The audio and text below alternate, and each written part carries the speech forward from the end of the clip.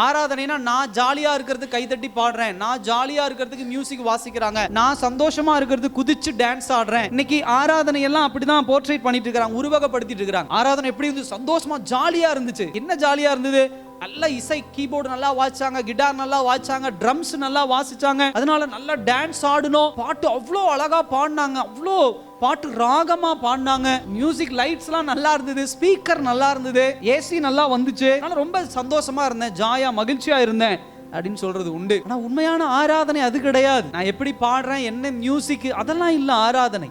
ஆராதனை என்பது தேவ பிரசன்னத்துல இருப்பது. நான் ஆராதிக்கும் போது தேவ பிரசன்னத்துல இருக்கிறேனா, நான் பாடுற பாட்டை ஆண்டவர் ஏற்றுக்கொள்ளுகிறாரா, நான் துதிக்கிற துதியை ஆண்டவர் ஏற்றுக்கொள்ளுகிறாரா, அப்ப நான் தேவ பிரசன்னத்துல இருக்கிறேன் அப்படின்னு சொன்னா அந்த ஆராதனையின் போது எனக்குள்ள என்ன டிரான்ஸ்ஃபர்மேஷன் ஏற்படுது, எனக்குள்ள என்ன மாற்றம் ஏற்படுகிறது. இதுதான் ரொம்ப முக்கியமான ஒரு விஷயம். ஒரு மனிதன் தேவனை ஆராதிக்க ஆராதிக்க என்ன நடக்கும் அப்படின்னு சொன்னா அவனுக்குள்ள தெய்வ பயமும் தெய்வ மரியாதையும் அதிகமாகும். அல்லேலூயா.